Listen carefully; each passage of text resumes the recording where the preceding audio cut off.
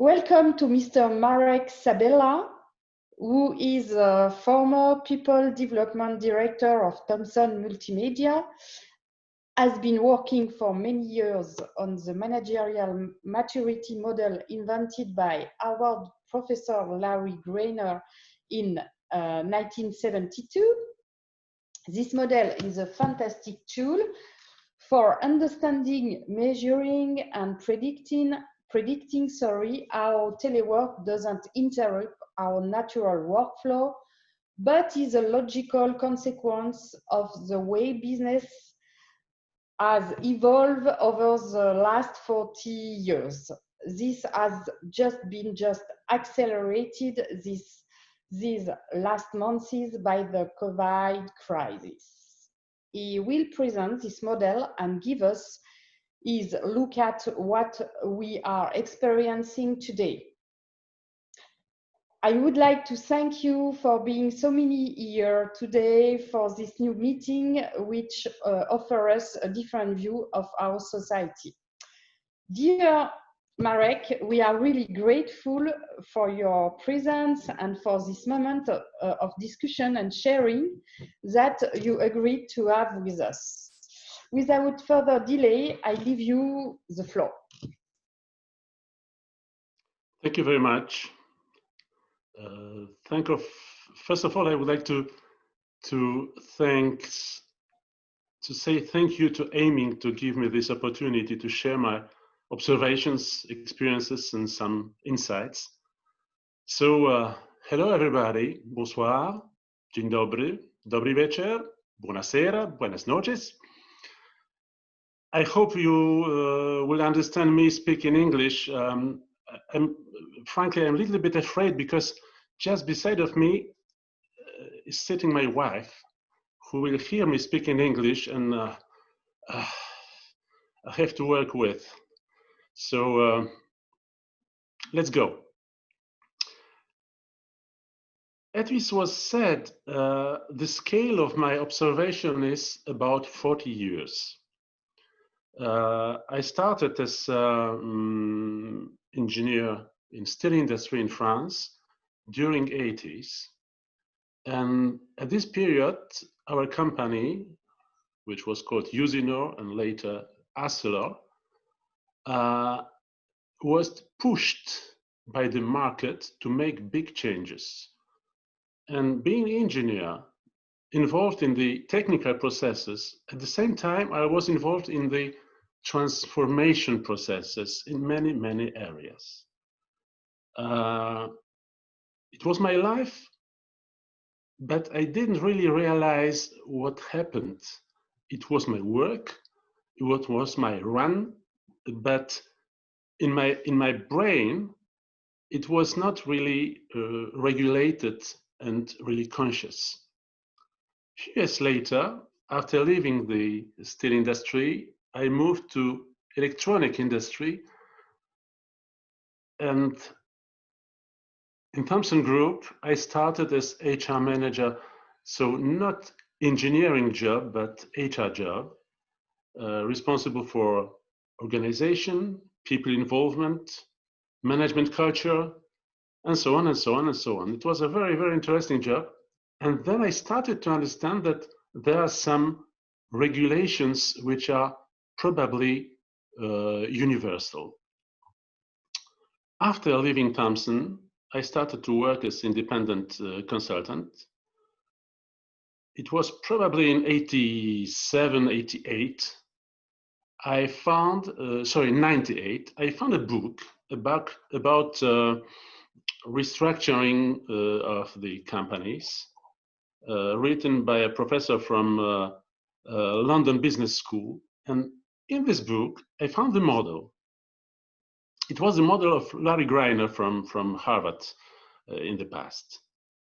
And I had a kind of discovering a clear moment, because I found that this model is representing exactly my professional life.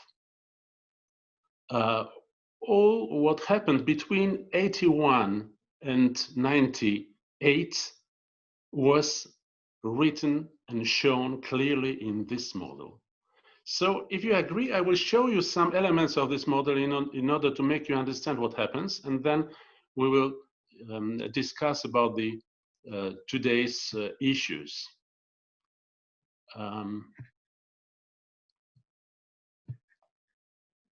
So let's start by the presentation. You know what is it? It's a question of Little Prince of Antoine de Saint-Exupéry. But reading Little Prince, we cannot see the. You cannot see? Yes. You cannot see. So once again, sorry, I have to share add the this. Screen. And here probably you will see it. It's okay. You will see it better. Once again, the question of Little Prince. But the answer is not Little Prince answer. When you put this curve into two axes, which one is item growth and the horizontal one is time, we will have a life cycle curve. Life cycle curve is probably one of the most representing phenomenon in the world. Everything is starting, growing, then reaching the maturity, and then decreasing. So when you go from the left to the right, this curve is describing quite every event in living society.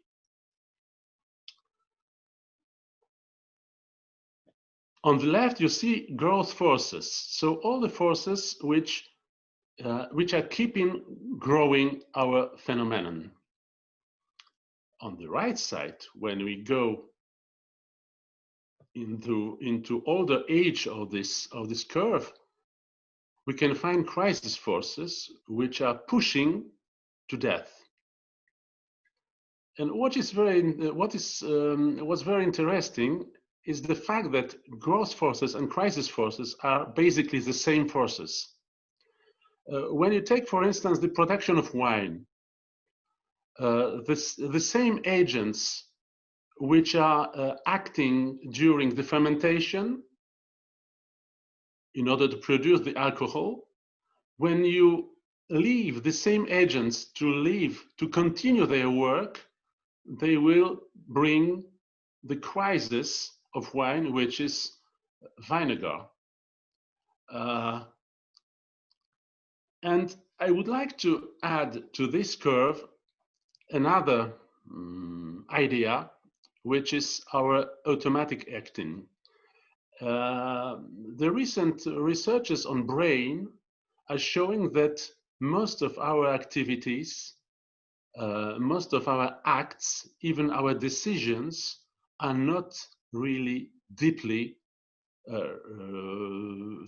result of our reflections. They are very often automatic. So when you add this first curve of life cycle and this automatic acting, you will have two assumptions of the model of Larry Greiner. In his model, on the left axis, vertical axis, we have company growth. On the horizontal one, you have management maturity. And Larry found that in each company, when some forces are pushing the company to grow, after a moment, this company risks to have some problems or to disappear. But when you find another idea to make it grow, you can add the following step of growth, but this next step will end as well with very, very big risk, and so on, and so on. What he published in 1972, I will show you this. Each company is starting with creativity moment, like young people working in garage and producing a computer. But generally, they will have problems of management, of accountancy, of process survey, and so on and so on.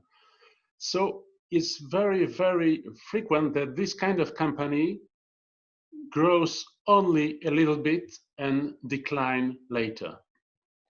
One of the biggest examples in the past was the first small computer of Mr. Sinclair in England in early 80s.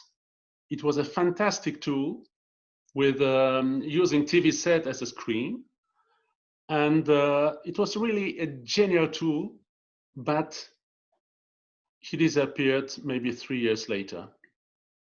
He was not a manager, he was just a creative man. So what Larry found, that in order to survive, you have to go to another step, which is called orders. You have to hire a guy who is director. The simple director who will take all this mess into hands and show to people what who is going to do. So you will do this, and go to work. I will sum up your results. Obviously, intelligent people, after a few years, have enough of this kind of work, this order they cannot support, and there is a risk, once again, to decline. Then Larry found an idea of delegation. When you give delegation to managers, they feel comfortable, they feel useful, they feel responsible. But the delegation can lead to decline as well, because they forget to inform the boss what they are doing. So Larry found a following step, which is coordination. Coordination means, let's divide our company into small businesses. Each businesses will have his own accountancy. The typical of this coordination step is to have special cost centers, and it can work very well. But pay attention to one fact which can cause the decline, which is the fight between these small units. In order to avoid this, Larry found the cooperation step. Cooperation means everybody feel necessary for the company. Everybody is convinced that he's a part of the chain, and if this part is broken, all the change cannot work. The cooperation is quite everywhere today, but there was one risk. Larry Greiner had no idea how to call this. It was only in 1972. I found that this risk should be called bloody Black Monday. You are working all the week, you work in the weekend, you have your computers, your cell phones home, and when Monday comes, you have no really idea what to do. You don't want to go work, you are tired, you are stressed, and sometimes it can be very, very, very dangerous for you. At this moment stops the former Larry Greiner model, published in 1972. I found that in late 90s that the new step started to emerge. The new step is, I call this satellization. But in order to be sure, I took my phone and I called Larry Greiner, speaking to you about this. He was very, very happy discovering that, as he said, his model is like good French wine, older and older and better and better. And he published as well this step of the model a few months later. What I would like to add to my explanation, every step of the model give us some skills, some cultural experiences, and they work as a wall. That's why this image of a wall. You can see clearly all stages with in gray strengths and in white the crisis as bricks of this model. This idea of the brick is my personal idea, and I think that it is very, very important, because you know, when you have a wall composed with, let's say, 2 levels, and we add 1 level which is not really healthy, all the other levels will be badly done. And what can happen? This can happen. So we have to be careful making walls very, very proudly and consequently. I'm ending with the presentation of the model in order to sum up. First of all, the delegation step of this model is a real breakthrough moment. Between orders and delegation, we start to speak confidence. And all the levels on the right side are based on confidence. And I have some not beautiful names for these 2 areas, systematizing the model as a whole. On the left, on the purple area, you have a sheepdog management. You know how sheep are working with sheep, how dogs are working with sheep. Wow, wow, wow, and things are regulated. It's maybe very efficient. It's working in the nature everywhere. It was working for humans during thousands of years, but finally, we are sheep?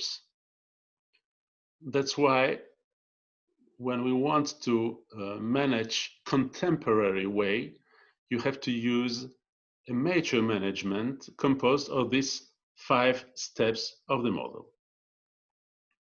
And the new challenge we are having right now is the satellization challenge.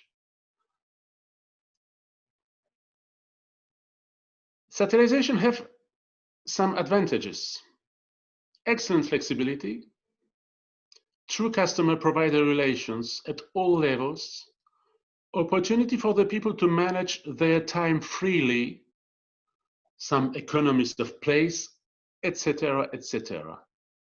When I say satellization advantages, we are clearly in the remote work, if you want to call it telework, you can, but we are clearly in this step. But be careful. Satellization have some weaknesses or issues. We are sometimes forgetting confidence. Some managers are saying, I don't see my employee, I don't know what he's doing. Next, we have some tendency of anachronic directives application. Remember, directives are the second step of the model. And what is very dangerous, that's natural. That's very, very natural. When we are a little bit stressed or in the new situation, we want spontaneously to give directives.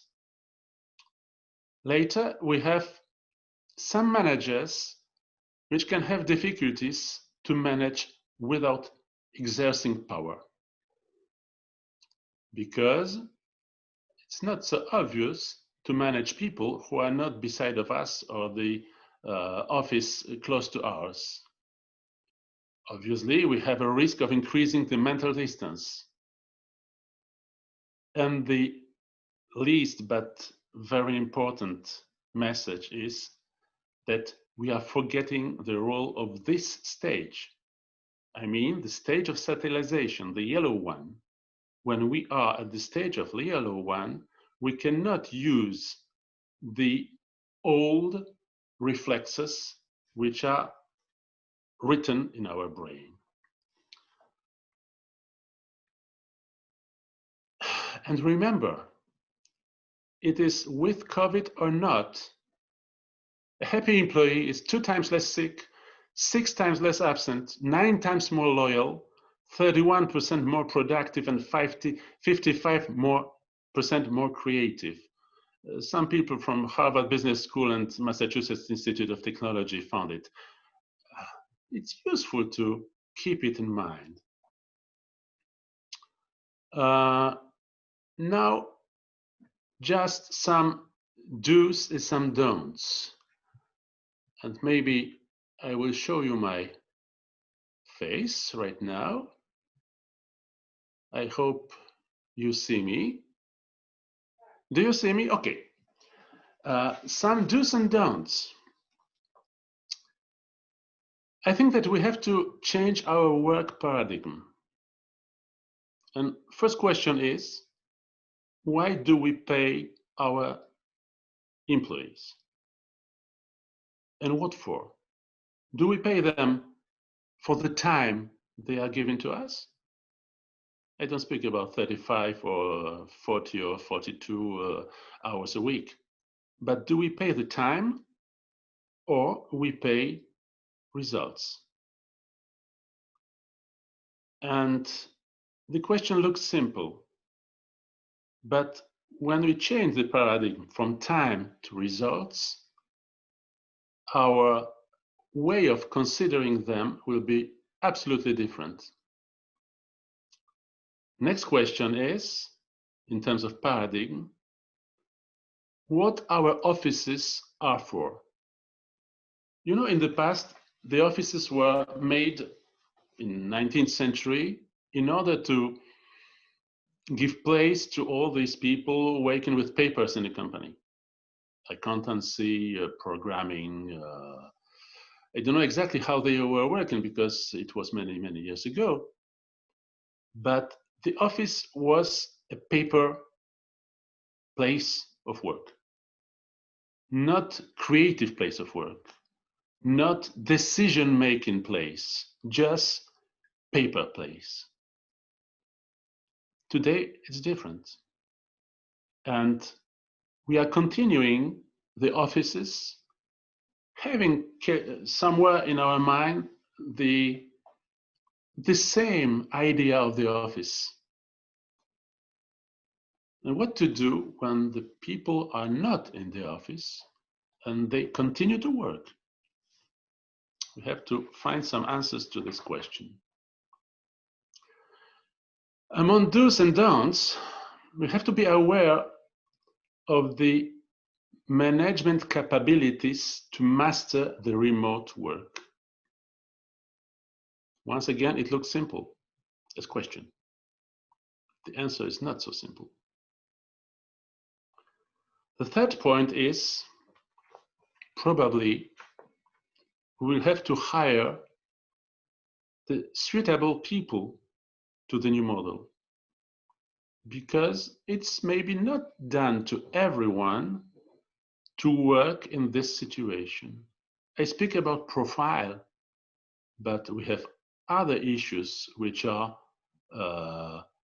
his way of life, his flat, the place where he's working, living, having kids, wife, I don't know, dogs, and so on. It looks obvious, but we have to take it into account.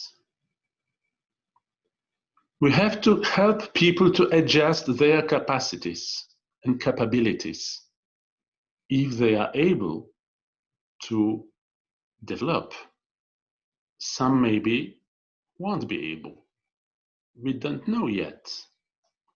What is sure, that observations of very recent observations of the companies during the COVID period is that people who are very devoted and very reliable in the office, when they are remotely working, they are even better. But there are other people, as in all companies, which need to see other people around, to have this frame of the office, frame of the time,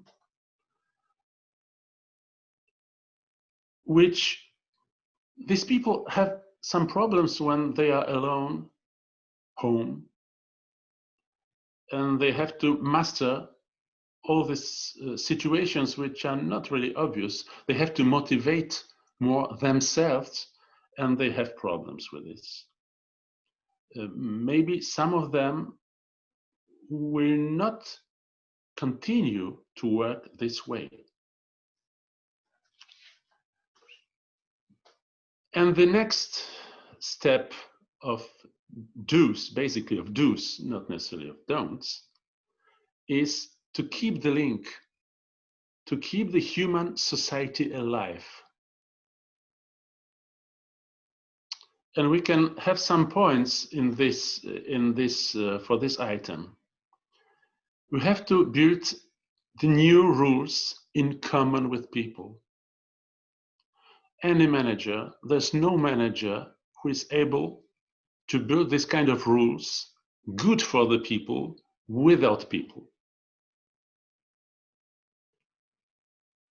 Next, we have to really invest in devoted employees. They are the brain and the backbone of the company.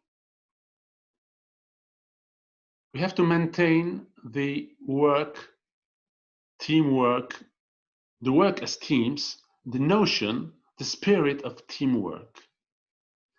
When you are far one from another, we see each other just via the screen. We don't feel the presence, and this is very important to everyone. As humans, we need it. So we have to forecast some actions maintaining the teamwork and the sensibility to that we are together. We have to invest in potential. It's my personal advice, but during years I found many confirmations of this. We have to invest in potential instead of investing in short-term skills. We are hurry, we are speedy, we have to find people who are quickly ready to do things. But in this new situation, their potential, their general potential will be very, very important. And the last but not least thing, we have to stay confident. We have to show confidence. We have to give to the people what they really need, and everyone is needing confidence. This is about do's and don'ts, in my personal opinion. After, we have two roles to be played. The first role is the role of manager, of each manager. Each manager has to guarantee the consistency of management culture, consistent with the model, with the level we are speaking about. And each manager has to be an example in this application of this model. Speaking about HR team, at this level, the HR team is the operator of the company culture. When I mean operator, this is a skill which needs to describe,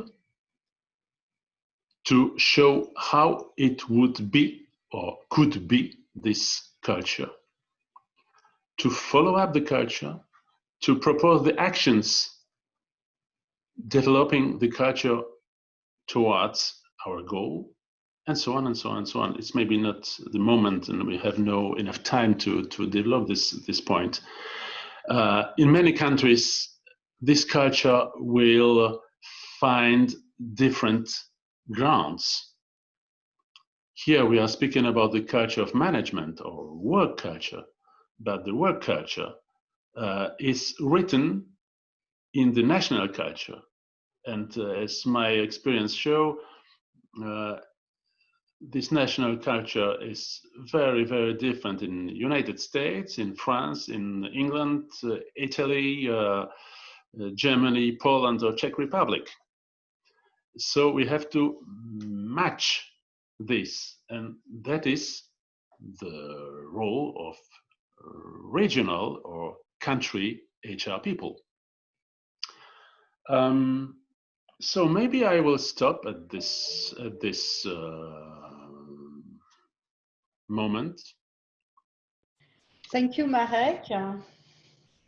It's really a very, very pleasure for me to hear you, because I share with you 100% what you said about this topic. Really, really, really, and it's really a joy to listen to you. I would like to ask to our people if there are some questions for you. Don't hesitate to ask questions to Marek. There's no bad questions. Yes. There are only stupid answers.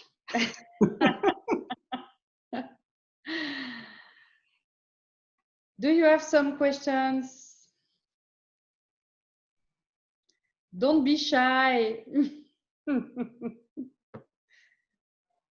know, speaking about the HR role, I think that I saw it many times.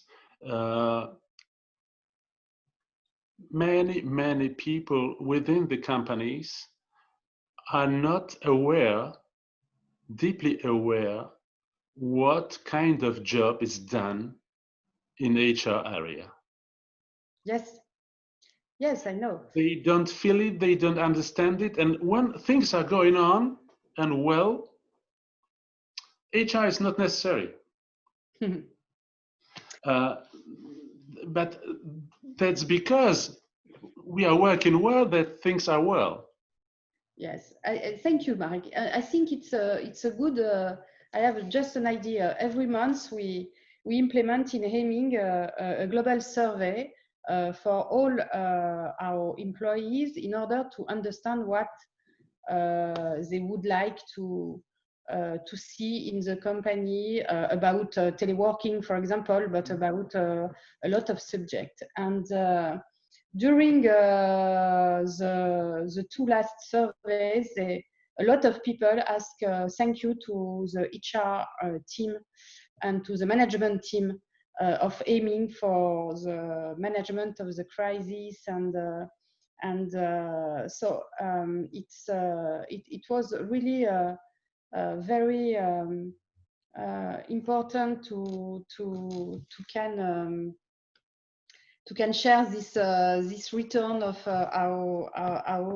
this feedback, sorry, of our employees. And I propose that in the next survey we can ask to people what do you think about the mission of HR in Ayming, and what would you like to see for the mission of HR people in Ayming? So I propose that it could be a question in one of our survey. Very good idea. Very good idea. I think one thought when I hear you and when we are discussing, I find that at this step of Larry's model, the there's one tool, very old tool of HR, which is job description. Yeah. Which was evaluating during decennies. And frankly speaking, today I think that what is the real work contract between the company and the employee? It is truly the work contract, the legal work contract? Absolutely no. No. The job description, but a good contemporary job description. For me, it's the mission. The mission is exactly. When you have the mission, when we have our area of our activity, when you know where to go, when we have beside skills needed, some motivations needed, we can develop it very, very well in order. And I think that remote work is a moment when the good job description will show its strength. Sorry, there is a question on the, is this model applicable for all areas? Can easily imagine if for our kind of job, but what about industry, for example, or smaller company or startup company? It's applicable to everyone. It started basically in industry. It started in industry maybe because of the material product. And when I can say that the best management, I mean the best shared management culture was in industry companies. That's because probably they have this material product. But the model is applicable for all areas. And please take it as a guideline, take it as a framework of our vision of our activity.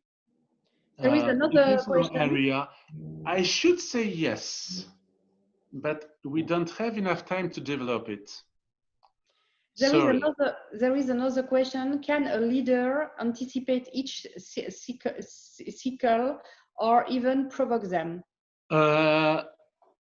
He could and he should. In my opinion, once again, not enough time to go deeper.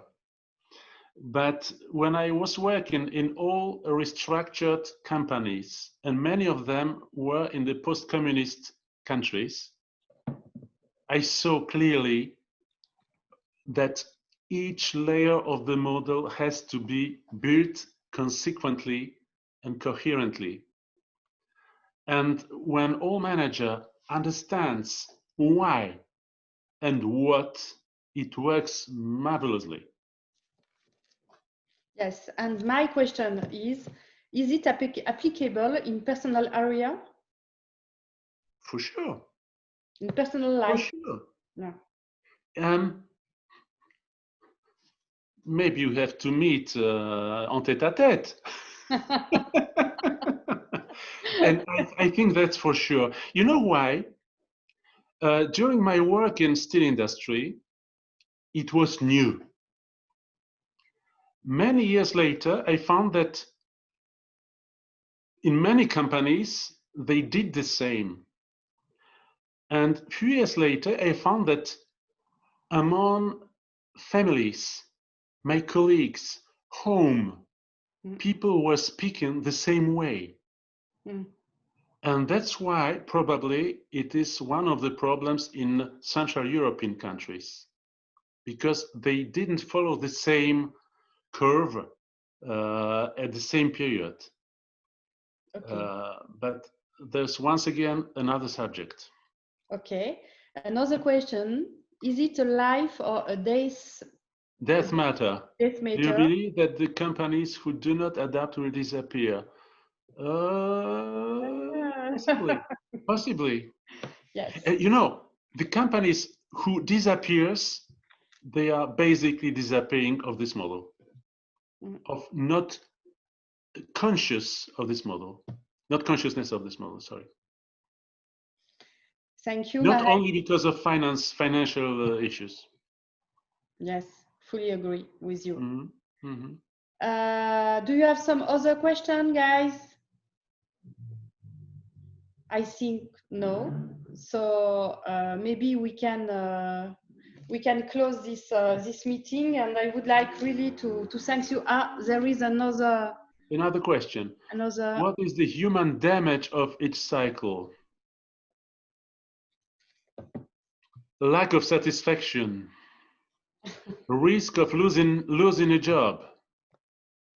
Maybe it's a good reason to think about this, because when every employee is involved and when every employee has something to say, that's maybe a reason to not to go down after some steps. Thank you so much, Marek and Maria-Alice. Thank you, Anna. From Portugal. From Portugal. Yes. Thank you. Thank you very much. Thank you so much. I want to thank all of you for this special moment together, and see you soon. And really thank you, Marek, for this very nice meeting, and maybe another one on another topic with pleasure. Who knows? Thank you very much. It was a real pleasure for me too. Thank you, and bye-bye. Good evening for everybody. Buenas noches. Do widzenia, bonsoir. Bye-bye.